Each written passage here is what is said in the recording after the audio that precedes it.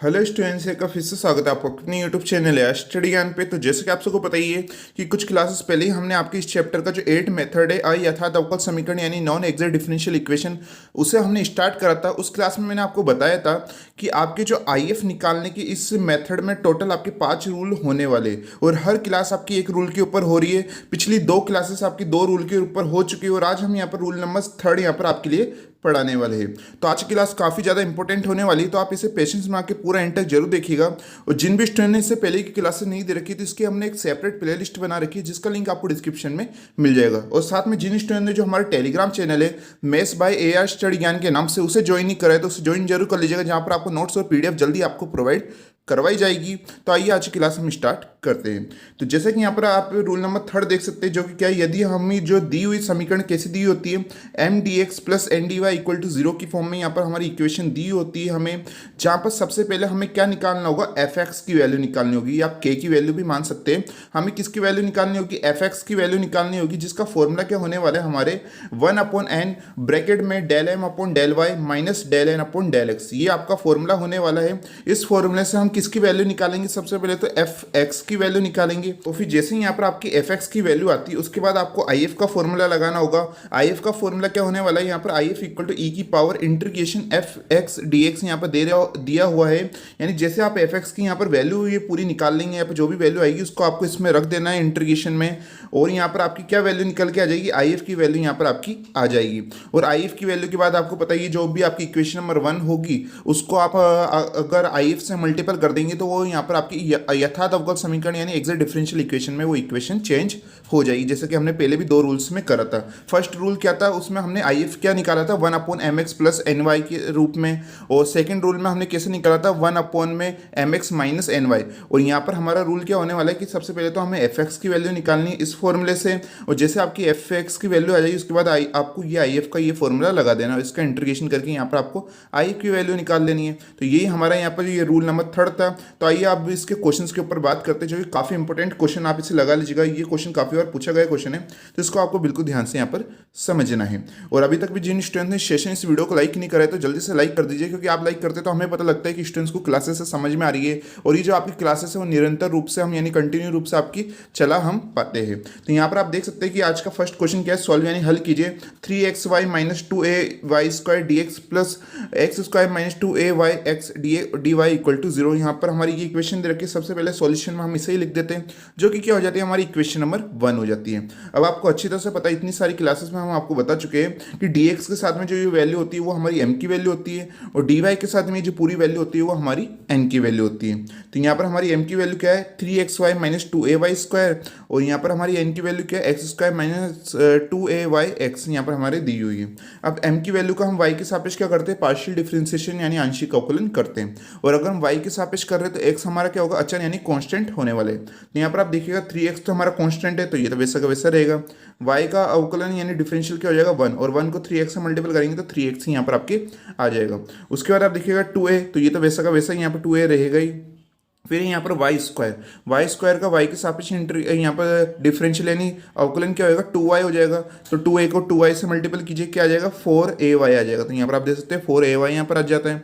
उसके बाद आपको क्या है, n की वैल्यू यहाँ पर दी हुई है, जो अभी हमने dy के साथ में जो वैल्यू होती है वो हमारी n की वैल्यू होती है। और n की वैल्यू को आपको x के सापेक्ष क्या करना होता है, पार्शियल डिफरेंशिएशन यानी आंशिक अवकलन करना होता है। और अगर हम x के सापेक्ष कर रहे हैं तो y हमारा कैसा होगा, अचर यानी कांस्टेंट होने वाला है। तो आप देखिएगा एक्स स्क्वायर का अवकलन क्या हो जाएगा, यहाँ पर 2x हो जाएगा। फिर आप देखेंगे 2ay तो हमारे यहाँ पर कांस्टेंट है, तो ये तो वैसा का वैसा ही। और x का अवकलन क्या हो जाता है, 1, और 1 को 2ay से मल्टीपल करेंगे तो 2ay ही यहाँ पर आपके आता है।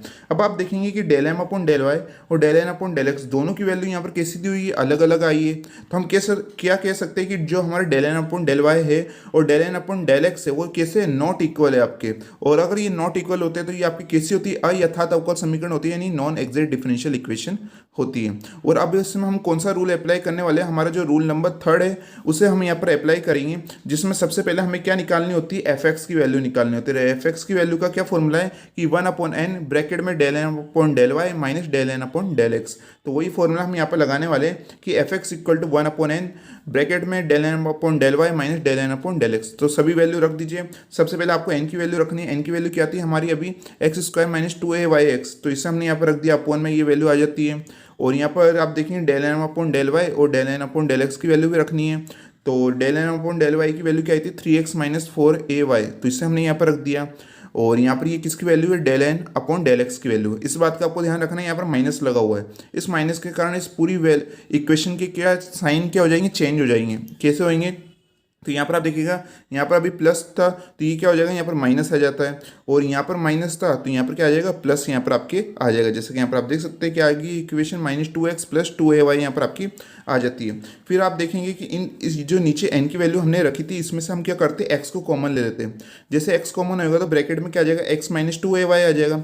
उसी प्रकार यहाँ पर आप देखिएगा कि 3x में से 2x माइनस होगा तो क्या आ जाएगा, x आ जाएगा।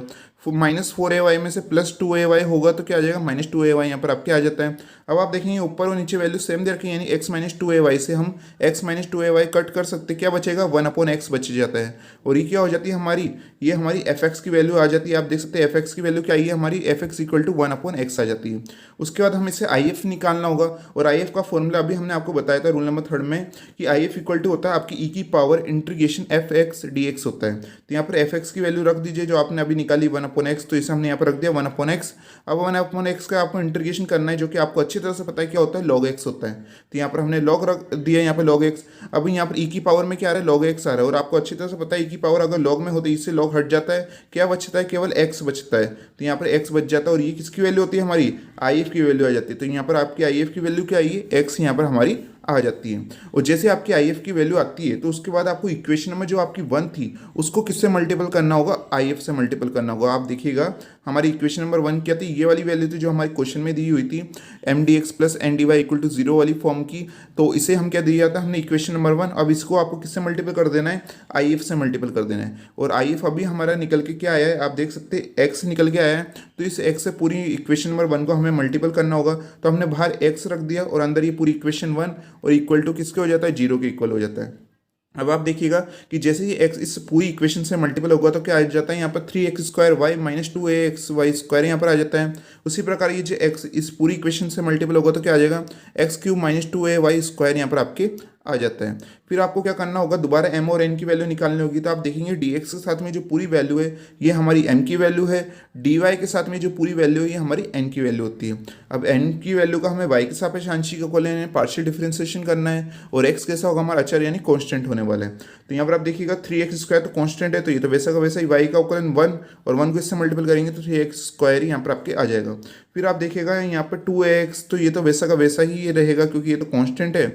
और y² का यहाँ पर अवकलन क्या हो जाएगा 2y, और 2ax को 2y से मल्टीपल करेंगे तो क्या आ जाएगा 4xy यहाँ पर आपके आ जाता है। फिर आप देखिएगा ये n की वैल्यू तो जो यहाँ पर दे रखा था इसका हमें x के सापेक्ष आंशिक अवकलन करना है यानी पार्शियल डिफरेंशिएशन।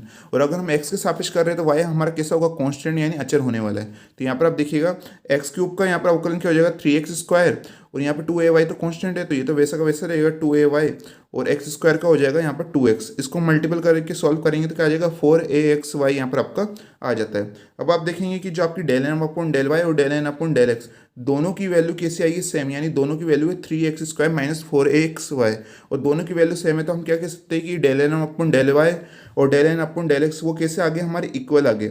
अगर इक्वल आगे तो ये कैसे होगी, आपकी एग्जैक्ट डिफरेंशियल इक्वेशन होगी यानी यथार्थ अवकल समीकरण होगी। यहाँ पर आप लिख लीजिएगा ये लाइन कि यह कैसी अवकल समीकरण, यथार्थ अवकल समीकरण है, यानी it is exact differential equation. और जैसे ये डिफरेंशियल हमें एग्जैक्ट डिफरेंशियल इक्वेशन पता लग जाती है तो हम इसका जो आंसर है वो 3 स्टेप में निकाल सकते हैं। चाहे तो आप इसमें यहाँ पर स्टेप से इसमें निरीक्षण विधि यानी इंस्पेक्शन मेथड भी लगा सकते थे, जैसा कि हमने पिछली क्लास में भी अप्लाई करा था।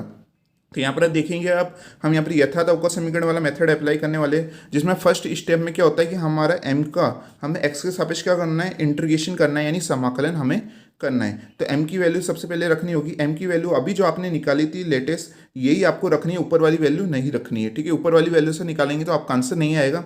जो अभी आपने निकाली है m की वैल्यू उसको ही आपको रखना है। तो m की वैल्यू क्या थी 3x² - 2axy², इसको यहाँ पर आपको रख देना है। और इसका हमें x के सापेक्ष क्या करना है, इंटीग्रेशन यानी समाकलन करना है। और अगर आप x के सापेक्ष कर रहे हैं तो y कैसा होगा, हमारा कॉन्स्टेंट यानी अचर होने वाला है। तो यहाँ पर आप देखिएगा 3y, सबसे पहले 3y तो वैसा का वैसा रहने दीजिए क्योंकि ये तो कांस्टेंट वैल्यू है। एक्स स्क्वायर का यहाँ पे इंटीग्रेशन समाकलन क्या हो जाएगा, एक्स क्यूब अपॉन 3 हो जाएगा। फिर यहाँ पर माइनस का साइन आ जाता है। फिर आप देखेंगे 2x, तो यहाँ पर हमारे केस यहाँ पर 2a y स्क्वायर, ये कैसा कांस्टेंट है, और x का यहाँ पर इंटीग्रेशन क्या हो जाएगा, एक्स स्क्वायर अपॉन 2 यहाँ पर आपके हो जाता है। फिर यहाँ पर आप देखेंगे 3 से 3 कट हो जाएगा, 2 से 2 कट हो जाएगा, क्या आ जाएगा, X cube Y minus 2a square Y square यहाँ पर आ जाता है, जो कि हमारे फर्स्ट स्टेप का आंसर आ गया है।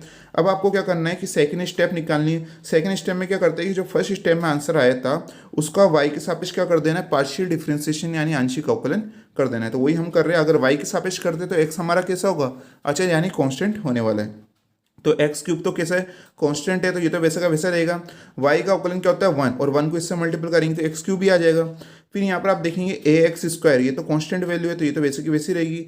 वाई स्क्वायर क्या क्या हो जाएगा 2y, तो यहाँ पर हमने लिख दिया। तो यहाँ पर हमारा सेकंड स्टेप में क्या आ गया आंसर कि X cube minus 2a x square Y यहाँ पर आपके आ जाता है। फिर थर्ड स्टेप में क्या करते हैं कि जो हमारे सेकंड स्टेप में आंसर आया है उसको n की वैल्यू में से माइनस करके उसका y के सापेक्ष क्या कर देते हैं, इंटीग्रेशन यानी समाकलन कर देते हैं। सबसे पहले n की वैल्यू रखनी होगी। n की वैल्यू क्या निकाली थी अभी हमने, X cube minus 2a X Y square, तो इसे हम यहाँ पर रख दीजिए। आप देख सकते हैं X cube minus 2a x square Y. फिर उसके बाद यहाँ पर आप देखेंगे सेकंड स्टेप में क्या आंसर था, तो था सेकंड स्टेप में आंसर हमारे X cube minus 2a Y square, तो इसको अभी यहाँ पर रखना होगा। अगर यहाँ पर माइनस लगा हुआ है तो इस पूरी इक्वेशन के साइन चेंज हो जाएंगे।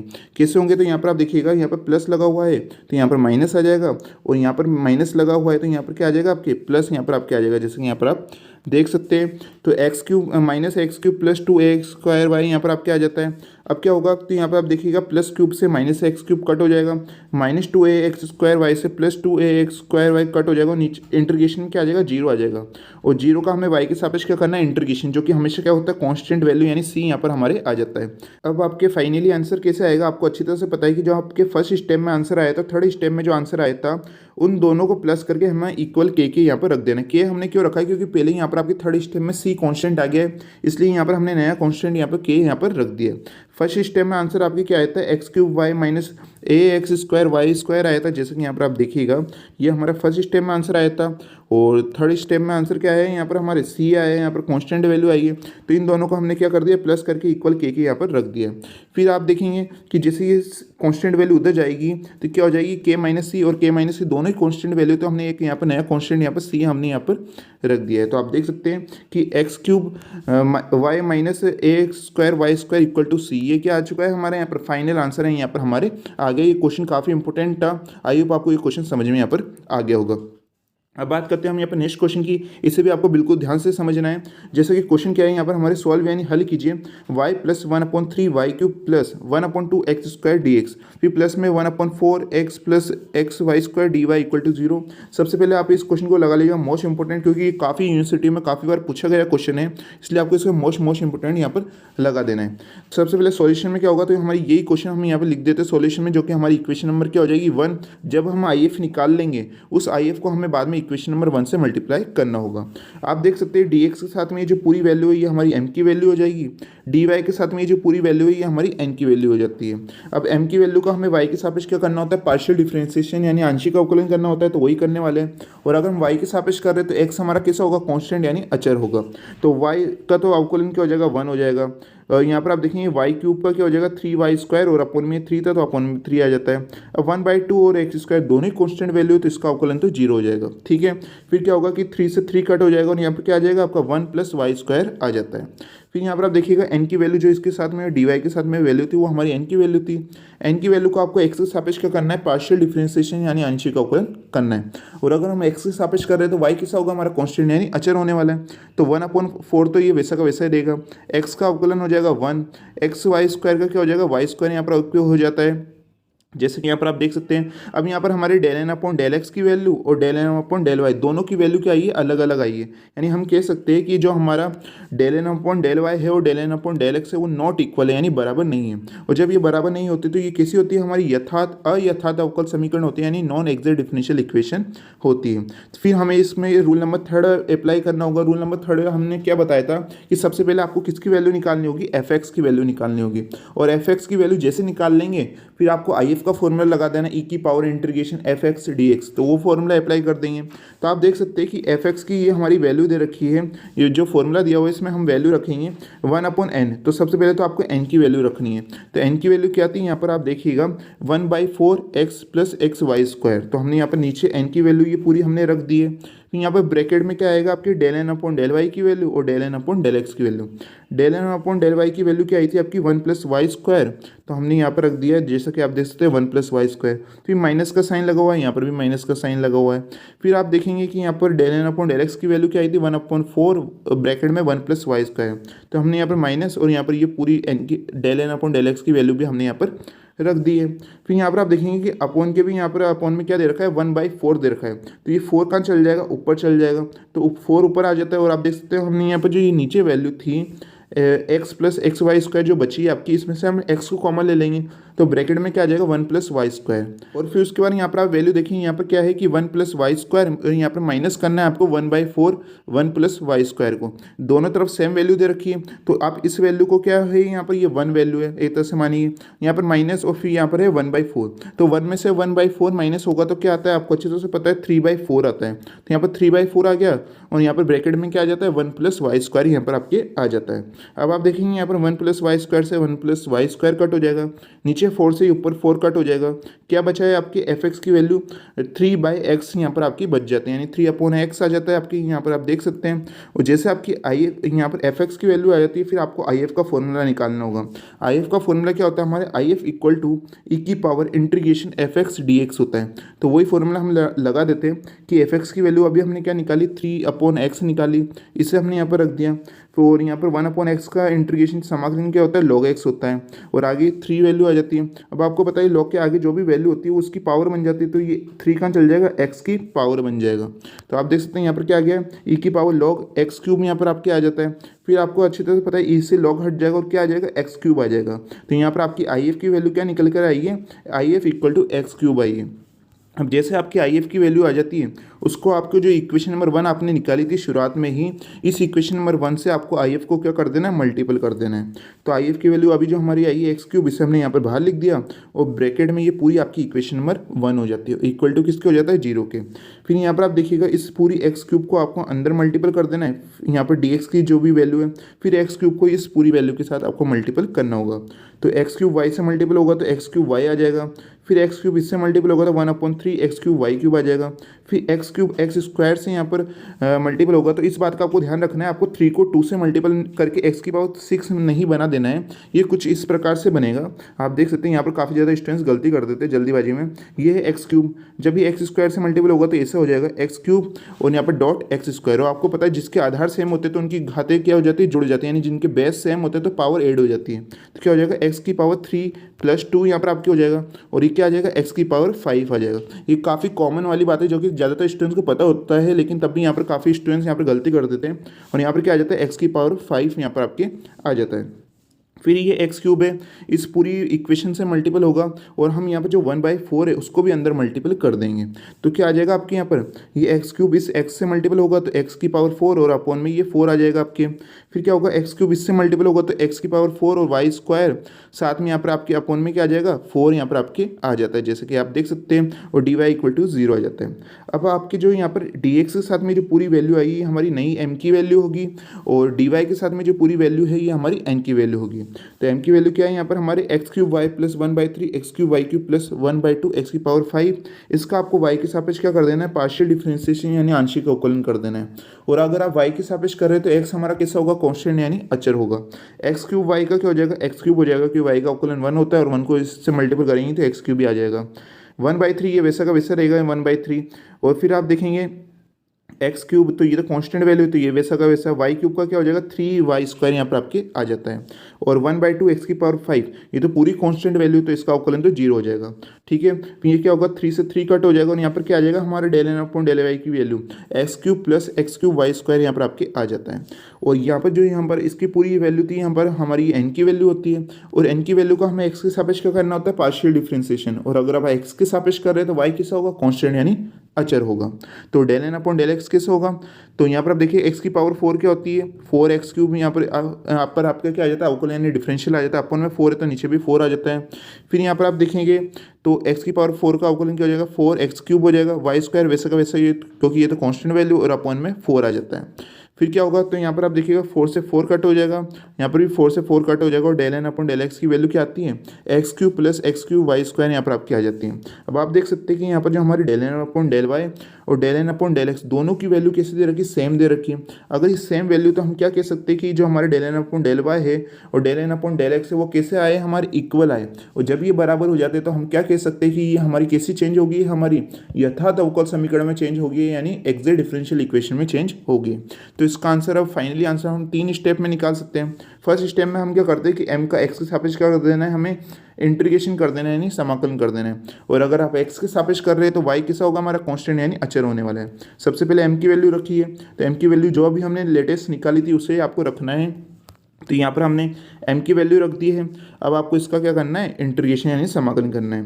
तो यहाँ पर आप देखेंगे x³ यहाँ पर क्या हो जाएगा, x की पावर 4/4 यहाँ पर आपके हो जाएगा, क्योंकि इसका इंटीग्रेशन हमने समाकलन करा है। और y तो वैसा वैसा की होती है, कॉन्स्टेंट वैल्यू है।